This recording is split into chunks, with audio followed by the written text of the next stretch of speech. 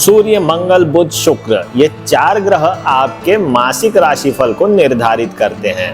तो इनका गोचर बहुत इंपॉर्टेंट हो जाता है यह जानने के लिए कि आपका मासिक राशिफल किस प्रकार से होगा और यह ग्रह किस प्रकार के परिणाम देने वाले हैं। खासकर से अगर इन ग्रहों की महादशा या अंतरदशा चले तो जो फल मैं बताने जा रहा हूं वह आपको प्राप्त हो सकते हैं। 17 अक्टूबर को सूर्य जाएगा तुला राशि में, 20 अक्टूबर को मंगल जाएगा कर्क राशि में, बुध जाएगा 10 अक्टूबर को तुला राशि में और शुक्र जाएगा वृश्चिक राशि में 13 अक्टूबर को।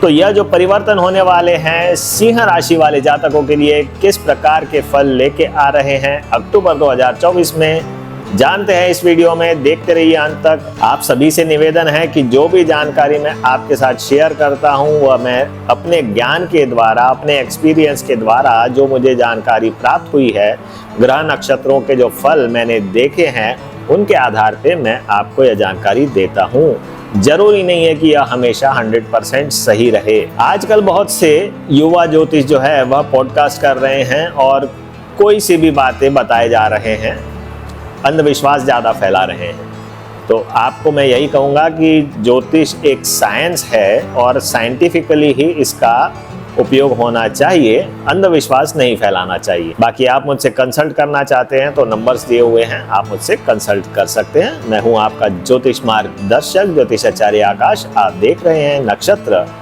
ज्योतिष।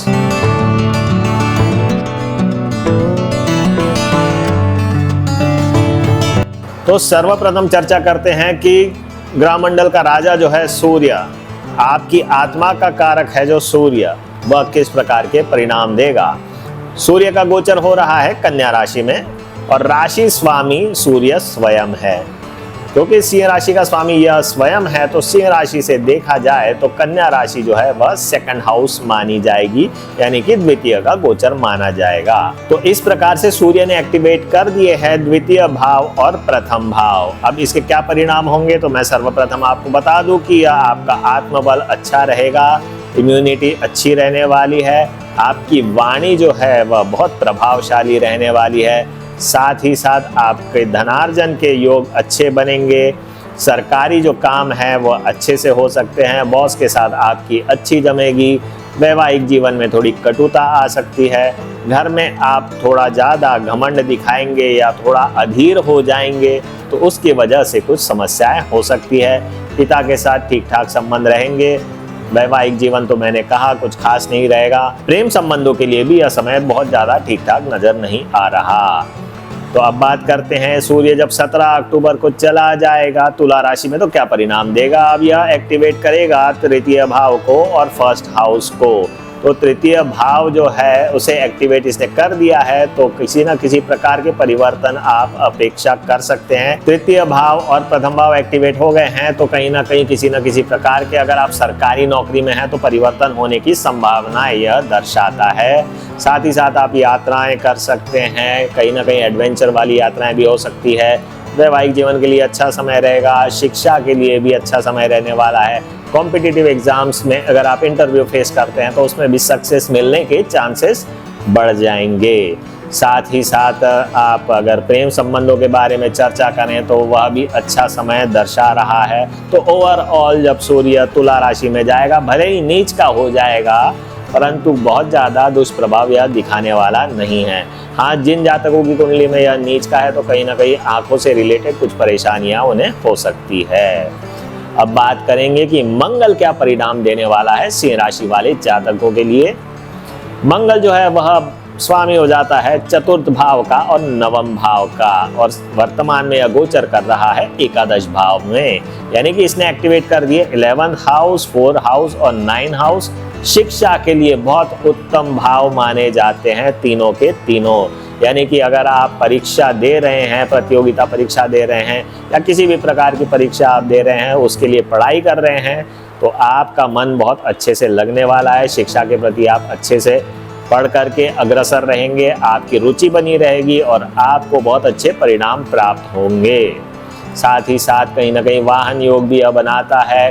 उच्च शिक्षा के लिए भी यह अच्छा समय दर्शा रहा है। पिता के साथ अच्छे संबंध रहेंगे, माता के साथ थोड़े बहुत विवाद हो सकते हैं, घर परिवार में थोड़ा सुख जो है वह कम हो सकता है, क्योंकि मंगल जो है वह कहीं ना कहीं कलह कारक माना जाता है।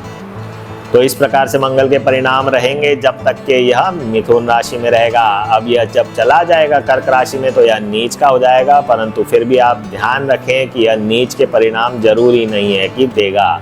जज करते हैं कि क्या परिणाम यह देने वाला है। तो मंगल क्योंकि स्वामी चतुर्थ भाव और नवम भाव का है ही, और द्वादश भाव को भी इसने एक्टिवेट कर दिया है, तो मान के चलिए अगर आप नौकरी की तलाशी कर रहे हैं और खासकर विदेश में प्रयास कर रहे हैं तो बिल्कुल आपके नौकरी के योग विदेश में बनते हैं। साथ ही साथ ट्रांसफर के भी यह योग बना रहा है, खर्चे भी दर्शा रहा है, और कहीं ना कहीं माता का हॉस्पिटलाइजेशन भी हो सकता है।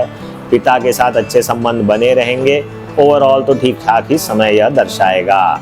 नौकरी के लिए देखा जाए तो मैंने जैसे कहा है कि विदेश में नौकरी के लिए यह उचित माना जाएगा, परंतु घरेलू नौकरी में ज्यादातर लोगों के सहयोग नहीं मिलने वाले। वैवाहिक जीवन ठीक ठाक रहने वाला है। प्रेम संबंधों के लिए तो बिल्कुल यह अच्छा समय नहीं माना जाएगा। अब बात करते हैं कि बुध किस प्रकार के परिणाम देगा सिंह राशि वाले जातकों के लिए। अब सिंह राशि में यह स्वामी हो जाता है द्वितीय भाव का और एकादश भाव का।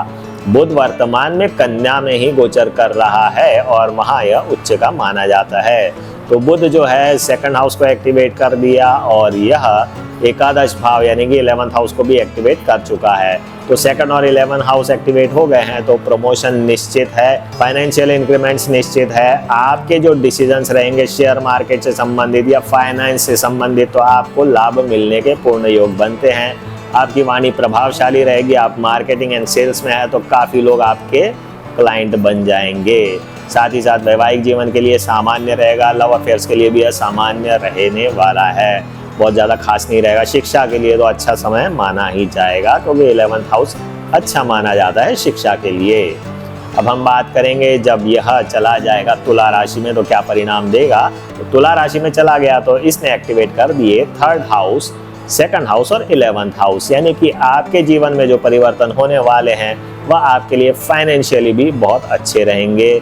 साथ ही साथ आपको किसी प्रकार के एग्रीमेंट्स वगैरह से भी लाभ मिलने की संभावनाएं यह दर्शाता है। लव अफेयर के लिए अच्छा समय रहेगा, वैवाहिक जीवन के लिए अच्छा समय रहेगा। पिता के साथ थोड़े संबंध ठीक ठाक ही रहेंगे, बहुत ज़्यादा खास नहीं कहा जा सकता। नौकरी के लिए तो अच्छा ही समय माना जाएगा। अब चर्चा करते हैं कि शुक्र क्या परिणाम देगा। शुक्र जो है वह सिंह राशि में तृतीय भाव और दशम भाव का स्वामी हो जाता है। वर्तमान में यह गोचर कर रहा है अपनी ही राशि यानी कि तुला राशि से। तो तुला राशि में इसने एक्टिवेट कर दिए है 3rd हाउस और 10th हाउस। अब 3rd हाउस माना जाता है परिवर्तन का, तो डेफिनेटली कहीं ना कहीं अगर आप परिवर्तन की तलाश कर रहे हैं, प्रयास कर रहे हैं नौकरी में कुछ परिवर्तन की, तो आपको परिवर्तन बिल्कुल मिलेगा। तो यह चेंजेस दर्शा ही रहा है। आपको कमीशन के थ्रू कमाई के भी यह योग दर्शाता है। साथ ही साथ फाइनेंशियल डिसीजन जो आप लेंगे उसमें भी आपको लाभ मिलेगा। प्रमोशन की भी संभावना यह दर्शा रहा है क्योंकि 10th हाउस स्टेटस का भाव माना जाता है और 3rd हाउस आपको इंटरव्यू में सफलता या अपने प्रतिद्वंदी से सफलता के लिए भी अच्छा माना जाता है। 3rd हाउस आपके पराक्रम का भी होता है। तो इस प्रकार से शुक्र के परिणाम मिलेंगे जब तक कि यह रहने वाला है तुला राशि में। अब चर्चा करते हैं जब वृश्चिक राशि में यह चला जाएगा तो क्या परिणाम देगा। अब वृश्चिक राशि में चला गया तो इसने एक्टिवेट कर दिए 4th हाउस, 3rd हाउस और 10th हाउस। तो ज़्यादा विपरीत कोई परिणाम नहीं मिलेंगे, सेम परिणाम मिलने वाले हैं। लव अफेयर्स में सक्सेस नहीं मिलेगा, वैवाहिक जीवन ठीक ठाक रहने वाला है।